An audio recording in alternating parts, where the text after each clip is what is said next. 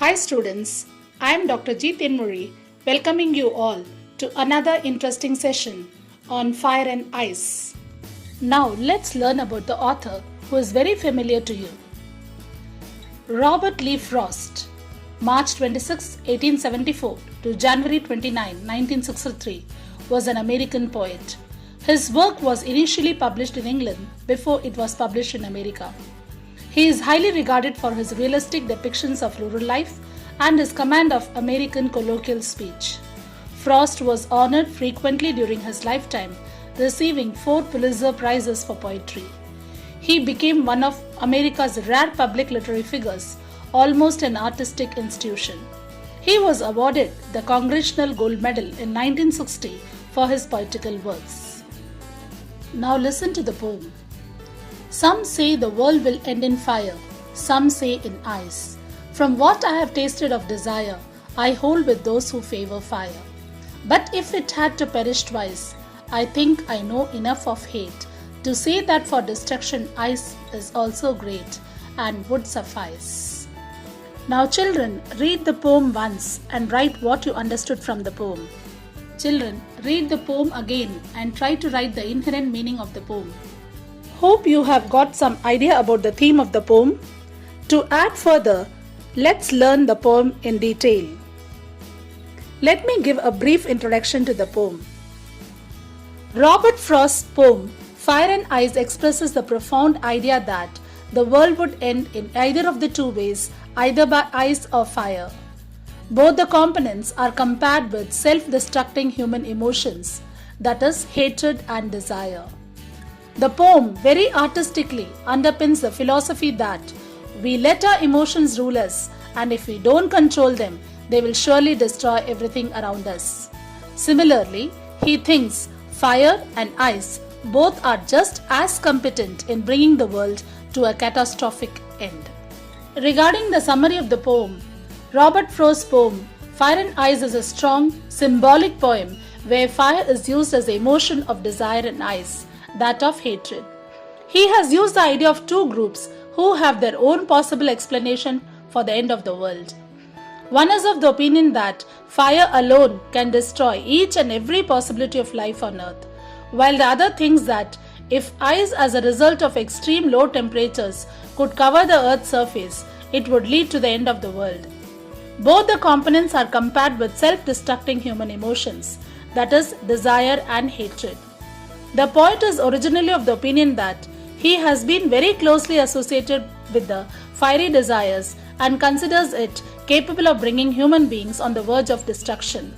Thus, he considers fire as more competent for destruction.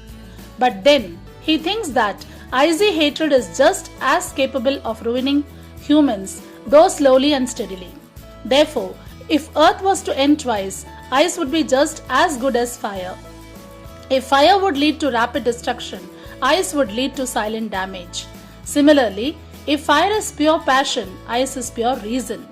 Thus, the poem very artistically underpins a philosophy that we let our emotions rule us, and if we don't control them, they will surely bring us all on the verge of chaos.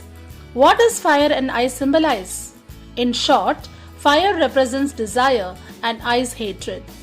Fire and Ice is predicting the end of the world. Fire and Ice being the two voices in which the speaker discusses could possibly lead to the end of our existence. Hatred and power of emotions are the major themes of the poem. The poet discusses the destructive features of human emotions. He uses the symbol of fire and ice to show how desires and hatred contribute to making of the world stand at the verge of chaos. The poem also revolves around the theme that human emotions are destructive when allowed to run amok. They can destroy a person morally, mentally, and physically. When one looks into the style of the poem, the little lyric is extremely compact. Not a single syllable in the poem is wasted.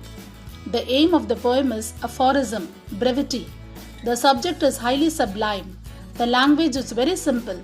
The rhyme scheme of the poem is AB, AAB, CB, CB. Now let us look into the literary devices used in this poem. First one is rhyme scheme, AB, AAB, CB, CB. Next one is assonance. It is a repetition of vowel sounds in same line. The repetition is at different places in different words. Example, the long sound of O in I hold with those who favor fire. Next is alliteration.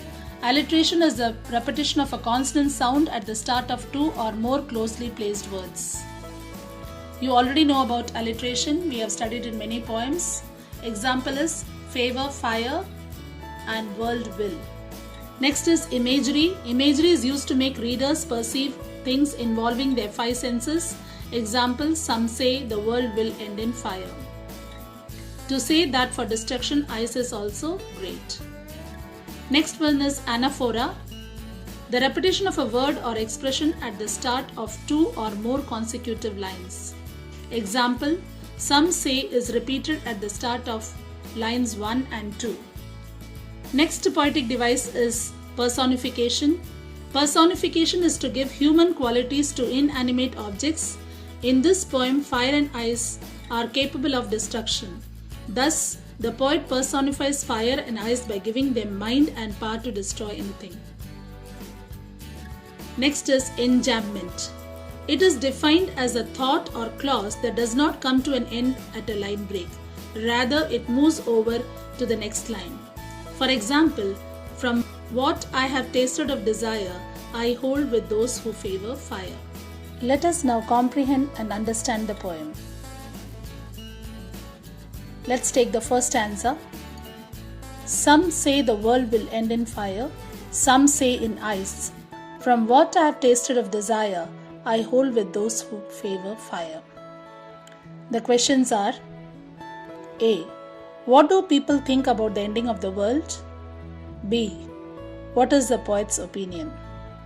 You can pause the video and try to write the answers.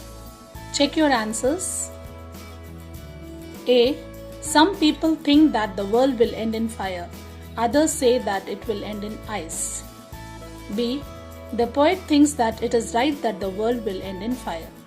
We move on to the second stanza. But if it had to perish twice, I think I know enough of hate to say that for destruction, ice is also great and would suffice. The questions are: A. How is ice sufficient for destruction? B. What is the main idea of these lines? You can pause the video and write the answers. Check your answers. A. Ice symbolizes hatred, so hatred is sufficient for the world's destruction. B. The main idea of these lines is that hatred can destroy the world. Let's enrich our vocabulary. The synonyms of desire are wish, longing, want, craving, hunger, fancy, yearning, inclination, crave, and thirst. Now look into some antonyms. What's the opposite of hatred? Love, liking, admiration, friendliness, friendship, like, approval, desire, loving, and devotion. If you see the opposites of desire, it may be disgust, apathy, dislike, hate, hatred, indifference, distaste, disinclination, loathing, and aversion. Negative emotions may be hot like fire or cold like ice. Study the list of words given below and place the words under different headings. The headings are fire and ice. Here's an assignment for you. The poem equates fire with desire and ice with hate. It goes on to say how both the attributes of human race can lead to the destruction of the earth. Based on the theme of the poem, with reference to the happenings in the world today, write an article on how to save the world from destruction in about 150 to 200 words. Suggested ideas for article writing are: man's greed, global warming and its consequences, man's hatred, terrorism, war, nuclear proliferation. Examples: unrest in Asia, Middle East, and Korea. The criteria for assessment of the article will be content, fluency, accuracy, and organization.